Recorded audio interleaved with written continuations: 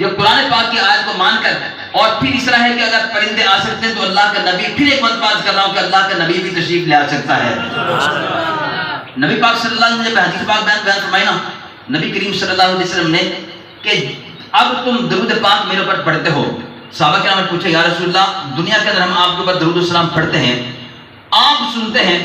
اور آپ کے اوپر پہنچایا بھی جاتا ہے، بے خبروں کا درود پاک آپ کے اوپر پہنچایا بھی جاتا ہے، جب آپ یہاں سے چلے جائیں گے آپ کا وصال ہو جائے گا اور آپ یہاں پر قبر کے اندر تشریف لے جائیں گے، آپ مٹی کے اندر تشریف لے جائیں گے، اپنی قبر انور کے اندر تشریف لے جائیں گے، یا رسول اللہ پھر آپ کے اوپر درود السلام کیسے پہنچے گا؟ نبی پاک صلی اللہ علیہ وسلم نے یہاں پر یہ فرمایا، حضور نے پھر حدیث پاک بیان فرمائی، بخاری شریف کے حدیث پاک ہے، جو بخاری کا وہ رونا روتے ہیں نا، حدیث پاک ہے، نبی پاک صلی اللہ علیہ وسلم فرمایا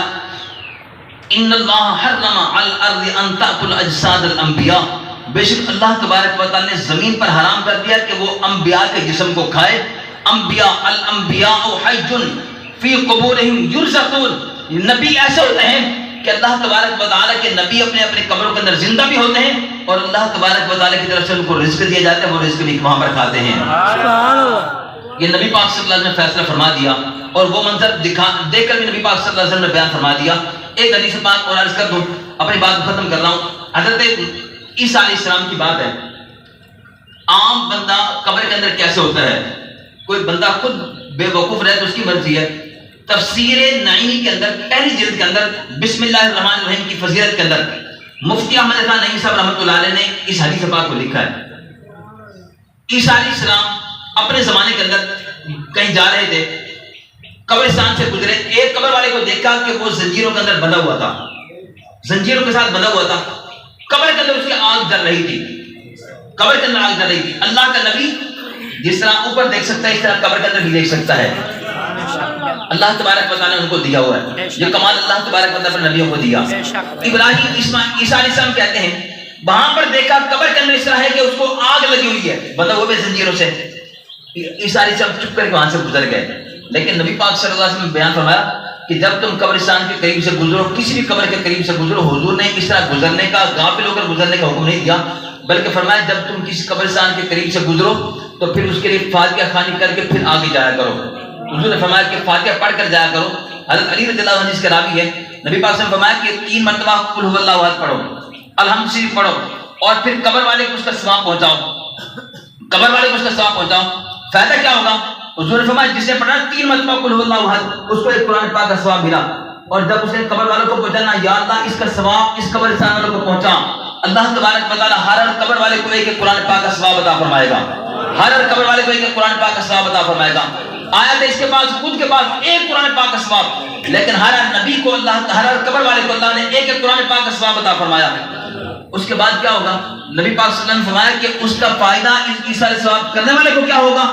نبی پاک صلی اللہ علیہ وسلم نے فرمایا کہ اس بندے نے جو باہر سے گزر رہا تھا، اس نے جب عیسیٰ علیہ السلام کہا یا اللہ اس 3 مرتبہ قل هو اللہ احد پڑھنے کا ثواب، جو ایک قرآن پاک کا مجھے ثواب عطا فرمایا، میں نے قبر والوں کو پہنچا دیا۔ حضور فرماتے ہیں اللہ تبارک و تعالیٰ جتنی تعداد کے اندر قبر کے اندر مردے ہیں، اللہ تمام مردوں کے برابر کا ثواب اس کو قرآن پاک عطا فرمائے گا۔ یہ ہمیں ایسے غافل ہو کر گزرنے کی اجازت نہیں۔ بارہ عیسیٰ علیہ السلام کی بات ہو رہی تھی، عیسیٰ علیہ السلام گزر گئے، واپس کچھ وقت کے بعد عیسیٰ علیہ السلام کا گزر ہوا، اب قبر کا منظر بدلا ہوا تھا، اب قبر کے اندر جنت کا باغ بنا ہوا تھا، باغ قبر کے اندر لگا ہوا تھا، اور اب وہ زنجیروں کے اندر نہیں بلکہ وہ قبر والا کھلا ہوا تھا، اس کا بنا ہوا نہیں تھا، کھلا ہوا تھا۔ اب اس کی قبر کے اندر آگ نہیں جل رہی تھی بلکہ قبر کے اندر باغ لگا ہوا تھا، اور قبر کے اندر وہ مردہ جو پہلے بنا ہوا تھا اب وہ قبر کے اندر ٹہل رہا تھا۔ عیسیٰ علیہ السلام کہتے ہیں، مفتی احمد خان نعیمی صاحب تفسیر نعیمی کی پہلی جلد کے اندر لکھتے ہیں بسم اللہ کی فضیلت کے اندر، وہاں پر لکھتے ہیں کہ اس طرح ہوا کہ وہ قبر والا قبر کے اندر ٹہل رہا تھا۔ وہ قبر والا عام آدمی تھا یا کوئی نبی تھا؟ عیسیٰ علیہ السلام کا امتی۔ وہاں سے وہ قبر کے اندر عام آدمی کی حالت یہ ہے، اس کی زندگی قبر کے اندر ایسی ہے کہ وہ قبر کے اندر اگر اس کو جنت کا باغ مل جائے تو وہ قبر کے اندر ٹہلتا ہے اس قبر کے باغ کے اندر۔ جب عام آدمی کی زندگی اس طرح کی ہے تو پھر نبیوں کی زندگی کس طرح کی ہوگی قبروں کے اندر؟ عیسیٰ علیہ السلام نے اس کو دیکھ لیا کہ وہ ٹہل رہا تھا، پھر عیسیٰ علیہ السلام رب کی بارگاہ میں عرض کیا اللہ میں پہلے گزرا تھا، اس کے قبر کے اندر آگ لگی ہوئی تھی، یہ بنا ہوا تھا، اب اس کی قبر جنت کا باغ بنی ہوئی ہے، اب یہ کہہ رہا ہے اس کی وجہ کیا ہے؟ اللہ تبارک و تعالیٰ نے عیسیٰ علیہ السلام کو جواب دیا، اے عیسیٰ جب یہ فوت ہوا تھا اپنی بیوی حاملہ چھوڑ کر آیا تھا، اس کا بچہ پیدا ہوا تھا، بیٹا پیدا ہوا تھا، اس کا 4 سال کا ہوا، آج اس کی بیوی نے استاد کے بعد اس کو پڑھنے کے لیے بٹھایا، استاد کے بعد پڑھنے کے لیے اس کو بٹھایا، اس کے بیٹے کو پڑھنے کے لیے بٹھایا، استاد نے اس کو کتاب پڑھانے کے لیے تمہارے اوپر نازل کی ہوئی تھی، پڑھانے کے لیے اس نے پڑھائی بسم اللہ الرحمن الرحیم، استاد نے پڑھائی اس کو بسم اللہ الرحمن الرحیم، بچے نے بھی پڑھ لیا زبان سے بسم اللہ الرحمن الرحیم، جب بچے نے زبان سے کلمات ادا کر دے نا بسم اللہ الرحمن الرحیم کے، اللہ فرماتا ہے کہ مجھے حیا آ گئی کہ اس کا بیٹا زمین پر بیٹھ کر مجھے کہے رحمان اور رحیم، بڑا مہربان نہایت رحم کرنے والا، اور اس کے باپ کو قبر کے اندر عذاب تو میری شان کے لائق نہیں ہے، میں نے حیا کرتے ہوئے اس کے بیٹے کے بسم اللہ پڑھنے کی وجہ سے اس کے باپ کی قبر کو عذاب سے باغ کے اندر تبدیل فرما دیا ہے۔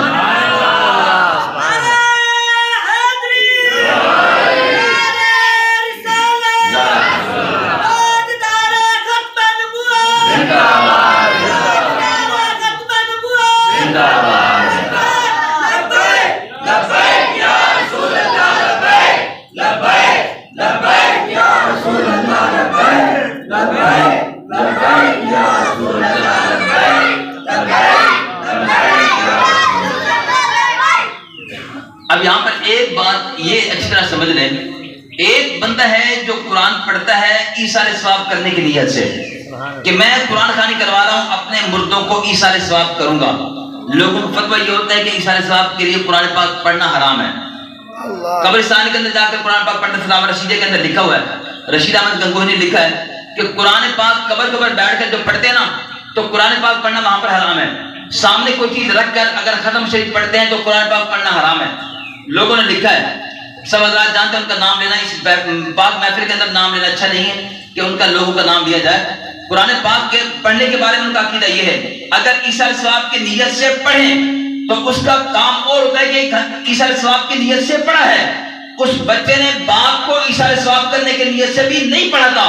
استاد نے اس کو پڑھایا، بچے نے زبان سے ادا کر دیا، اللہ تبارک و تعالیٰ نے اس پڑھنے کی وجہ سے اس کے باپ کو قبر کے اندر نجات دے کر اس کی قبر کو جنت کا باغ بنا دیا بغیر ایثار ثواب کی نیت سے۔ جب ایثار ثواب کی نیت سے قرآن پاک پڑھ کر بخشا جائے گا تو پھر اللہ تبارک و تعالیٰ کتنا بڑا مقام عطا فرمائے گا۔ میں اپنی بات اس بات پر ختم کرتا ہوں، اللہ تبارک و تعالیٰ ہماری اس بہادری کو قبول منظور فرمائے، مختصر سمجھیں یا اس کو لمبا سمجھیں۔ ایک بات یہ ہے انبیاء کرام علیہ السلام کی شانیں، ان کی زندگیاں بڑی ہیں۔ تحریک لبیک یا رسول اللہ صلی اللہ علیہ وسلم، اس کے بانی کون ہیں؟ علامہ خادم حسین رضوی صاحب رحمۃ اللہ علیہ، امیر المجاہدین۔ آپ سب حضرات کو یاد ہوگا آپ نے اپنے مثال سے چند دن پہلے فرمایا تھا کہ یہ لبیک کا نعرہ جو ہے نا، لبیک یا رسول اللہ کا نعرہ، کوئی بندہ اگر میری قبر پر 1000 سال کے بعد بھی اگر آ کر نہ لگائے گا نا 1000 سال کے بعد، تو قبر سے اس کو میں جواب دوں گا لبیک یا رسول اللہ۔ بار بار اگر لبیک کا نعرہ لگائے گا تو اندر سے حضور امیر المجاہدین نے فرمایا تھا اندر سے میں بھی نعرہ لگاؤں گا، میں وہاں پر خاموشی سے نہیں لیٹا رہوں گا، باہر والا لبیک کا نعرہ لگائے گا اندر سے میں بھی جواب دیا کروں گا لبیک یا رسول اللہ، ان کے ساتھ مل کر نعرہ لگایا کروں گا۔ یہ تو ہمارے امیر المجاہدین کی شان ہے کہ اللہ تبارک و تعالیٰ کے ولیوں کی بھی اللہ تبارک و تعالیٰ ایسا مقام عطا فرمایا کہ اپنے اپنے قبروں کے اندر وہ زندہ ہوتے ہیں۔ ایک سوال آ گیا اس کا جواب عرض کر دوں، آتے کہ بعد ربیع الاول کو نبی پاک صلی اللہ علیہ وسلم کی وفات ہے، حضور صلی اللہ علیہ وسلم کا یہ ولادت نہیں ہے۔ یہ اگر اپنی کتابوں کو پڑھیں نا، اپنے بڑوں کی کتابوں کو، تو پتہ لگ جائے گا کہ نبی پاک صلی اللہ علیہ وسلم کی ولادت 12 ربیع الاول کو یہ حضور کا وصال ہے۔ ایک ان سب سے بڑا ان کو جو مولوی مانتے ہیں نا، جن کا ترجمہ بھی ہر گھر کے اندر ملے گا، حکیم الامت اشرف علی تھانوی، اس کی 3 کتابوں کے اندر لکھا ہوا ہے، 3 کتابوں کے اندر لکھا ہوا ہے کہ نبی پاک صلی اللہ علیہ وسلم کا وصال 12 ربیع الاول کو نہیں ہے، 2 ربیع الاول کو ہے۔ 3 کتابوں کے اندر ایک ان کا بڑا لکھتا ہے، 3 کتابوں کے اندر، باقیوں کے بہت ساری باتیں کہ کس نے لکھا کہ نبی پاک صلی اللہ علیہ وسلم کا وصال 12 ربیع الاول کو نہیں ہے، بلکہ نبی پاک صلی اللہ علیہ وسلم کا وصال 2 ربیع الاول کو ہے۔ اور نبی پاک صلی اللہ علیہ وسلم کی ولادت جو ہے آج کل سوشل میڈیا کے اوپر بھی، واٹس ایپ کے اوپر بھی، رات میں بھی ایک جگہ سے بیان کر کے وہاں واپس آیا جب تو اپنا کام کر رہا تھا، ایک جگہ سے وہ میسج آیا ہوتا کہ جی اعلیٰ حضرت رحمۃ اللہ علیہ کی فتاوی رضویہ کے اندر لکھا ہوا ہے، دوسری جلد کے اندر لکھا ہوا ہے صفحہ نمبر 212 کے اوپر کہ نبی پاک صلی اللہ علیہ وسلم کی ولادت 8 ربیع الاول کو ہے، 12 ربیع الاول کو نہیں ہے۔ 12 ربیع الاول کو نہیں، حضور کی ولادت 8 ربیع الاول کو ہے۔ انہوں نے یہاں پر خیانت سے کام لیا، جس بندے نے میرے کام کیا نا خیانت سے کام لیا۔ اعلیٰ حضرت رحمۃ اللہ علیہ مورخ ہیں، جو بھی تاریخ لکھنے والا ہوتا ہے تاریخ لکھنے والا، وہ جتنے بھی اقوال ہوتے ہیں، ہم بعض اوقات ایسا ہوتا ہے کہ کوئی کسی کا بندہ کوئی فوت ہو جائے تو صرف سال بتا دیتے ہیں کہ میرے والد صاحب کا انتقال 2020 میں ہوا تھا۔ اب یہاں پر نہ تاریخ بتائی گئی نہ مہینہ بتایا گیا، صرف سال بتا دیا گیا 2020 کے اندر۔ کسی نے کہا 2015 کے اندر، کسی سے پوچھا گیا کہ آپ کب پیدا ہوئے، کہا سن 2000 کے اندر میں پیدا ہوا تھا۔ اب سن 2000 پورے کے اندر تو پیدا نہیں ہوا، 12 مہینے کے اندر پیدا ہوتا رہا، تو صرف اس کا سن بتا دیا ہے، ایک تاریخ مقرر نہیں بتائی۔ مورخین کی کبھی ایسی ہوتی ہے بات کہ وہ لکھتے ہوئے اس طرح صرف سن کی بات کرتے ہیں، کبھی ایسا ہوتا ہے مہینے کی بات کرتے ہیں، اور کبھی اس کے اندر تاریخوں کے اندر بھی وہ تبدیل کر دیتے ہیں کہ فلاں تاریخ کو اقوال ہیں۔ اعلیٰ حضرت رحمۃ اللہ علیہ کی فتاوی رضویہ کا اگر کوئی بندہ حوالہ دیتا ہے نا، اور کوئی بھی آپ کو کہتا ہے کہ اعلیٰ حضرت رحمۃ اللہ علیہ کی فتاوی رضویہ کے اندر لکھا ہوا ہے کہ حضور کی ولادت 8 ربیع الاول کو 12 ربیع الاول کو نہیں ہے، تو میں فتاوی رضویہ کا پڑھا ہوا آپ کو بتا رہا ہوں۔ اعلیٰ حضرت رحمۃ اللہ نے اقوال لکھے ہیں، اس اقوال میں سے ایک قول اعلیٰ حضرت رحمۃ اللہ علیہ نے نا یہ بھی لکھا ہے کہ نبی پاک صلی اللہ علیہ وسلم کی ولادت جو ہے رمضان مبارک کے اندر ہوئی ہے، رمضان مبارک کے اندر ہوئی۔ 2 ربیع الاول کا بھی آیا ہے، 8 کا بھی آیا ہے، 9 کا بھی آیا ہے، لیکن اگلا جملہ اگر اعلیٰ حضرت رحمۃ اللہ علیہ کے اگر اتنا ہی تمہیں پیار ہے نا اعلیٰ حضرت رحمۃ اللہ علیہ سے، تو پھر اعلیٰ حضرت رحمۃ اللہ علیہ کی بات بھی مان لو۔ اعلیٰ حضرت رحمۃ اللہ نے یہ بھی ثابت کیا نبی پاک صلی اللہ علیہ وسلم حاضر و ناظر ہیں، نبی پاک صلی اللہ علیہ وسلم کو اللہ تبارک و تعالیٰ نے کل کائنات کا علم غیب نبی پاک صلی اللہ علیہ وسلم کو اللہ تبارک و تعالیٰ نے عطا فرمایا ہے۔ اعلیٰ حضرت رحمۃ اللہ علیہ کا عقیدہ یہ بھی تھا کہ اذان سے پہلے اذان کے بعد درود السلام پڑھنا نبی پاک صلی اللہ علیہ وسلم کے اوپر پڑھنا مستحب ہے، اس کو کیوں چھوڑ دیتے ہو؟ نبی پاک صلی اللہ علیہ وسلم کی زندگی کو بھی انہوں نے ثابت کیا،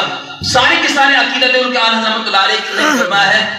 اعلیٰ رحمۃ اللہ علیہ کلام ہے، تو زندہ ہے واللہ، تو زندہ ہے واللہ، میری چشم عالم سے چھپ جانے والے، یہ عقیدہ کیوں نہیں نظر آتا اعلیٰ رحمۃ اللہ علیہ کا؟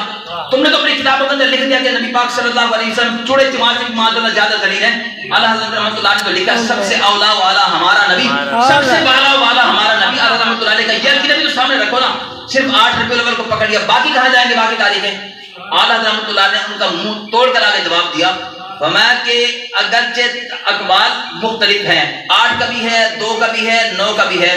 لیکن اہل حرمین کا کیونکہ اسی پر اتفاق ہے اور سارے اہل حرمین 12 ربیع الاول کو نبی پاک صلی اللہ علیہ وسلم کی ولادت کا جشن مناتے ہیں، تو ہم بھی 12 ربیع الاول کو ہی حضور کی ولادت کا جشن منایا کریں گے۔ اعلیٰ رحمۃ اللہ نے کی قبر کے اندر آخری کیل پہ ٹھونک دی، فرما دیا کہ ہم حضور کا ولادت کا جو جشن ہوگا نہ 8 کو منائیں گے نہ 3 کو منائیں گے، بلکہ اہل حرمین کا تمام مسلمانوں کو اسی بات پر عقیدہ متفق کا فیصلہ ہے، اور جمہور بھی اسی بات کے قائل ہیں کہ نبی پاک صلی اللہ علیہ وسلم کی ولادت 2 ربیع الاول کو نہیں، 8 ربیع الاول کو نہیں، نبی پاک صلی اللہ علیہ وسلم کی ولادت 12 ربیع الاول کو ہے۔ اور حضرت آمنہ رضی اللہ تعالیٰ عنہ نبی پاک صلی اللہ علیہ وسلم کی والدہ مائدہ، یہ کتاب ہے نا 100 روپے کی کتاب ملتی ہے، سارے لے سکتے ہیں، اردو کی کتاب اردو کے اندر مل جائے گی، عربی کے اندر مل جائے گی، المطالعۃ العربیہ سکول کی کتاب ہے، سکول کے اس کے اندر نصاب کے اندر شامل ہے، المطالعۃ العربیہ، شجاعت کتاب گھر سے لے لیں، یہ جتنے بھی کتاب گھر ہیں ان سے مل جائے گی المطالعۃ العربیہ۔ اگر وہیں پر مطالعہ کرنا چاہیں تو جا کر وہاں پر مطالعہ کر کے واپس آ جائیں، کتاب خریدے بھی نہ، 100 روپے بھی نہ لگائیں۔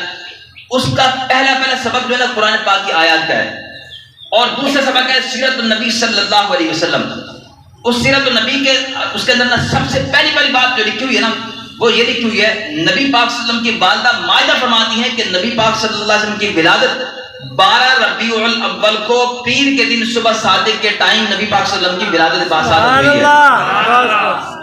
جس نے نہیں پڑھی کتاب تو اٹھا کر کتاب کو اٹھا کر دیکھ لیں۔ اللہ تبارک و تعالیٰ تم سب کو گورنمنٹ والا عقیدہ بھی وہ جو ہے اپنانے کے ساتھ نصیب فرمائے۔ اگر حدیث پاک نہیں مانتے تو اس کتاب کو مان لیں۔ اللہ تبارک و تعالیٰ ہم سب کو نبی پاک صلی اللہ علیہ وسلم کی شریعت کے مطابق زندگی گزارنے کی توفیق عطا فرمائے۔ یہ دل کا بغض اگر نکل جائے نا تو پھر نبی پاک صلی اللہ علیہ وسلم کی محبت دل کے اندر آئے گی، پھر حضور کے وہاں پر اس طرح نہیں بغض نہیں آئے گا دل کے اندر، حضور کی وہاں پر جو بھی بات آئے گی۔ عاشقان رسول تو 12 مہینے ہر روز ہر رات نبی پاک صلی اللہ علیہ وسلم کا میلاد منانے کے لیے حاضر ہیں۔ سبحان اللہ۔ نہ ان کو 12 ربیع الاول کی ان کو ہے محتاجی ہے نہ کسی کی ہے، ہم تو یکم ربیع الاول سے لے کر 12 ربیع الاول تک بھی منا رہے ہیں، اور 12 ربیع الاول کے بعد بھی سارا کا سارا مہینہ چلتا رہے گا۔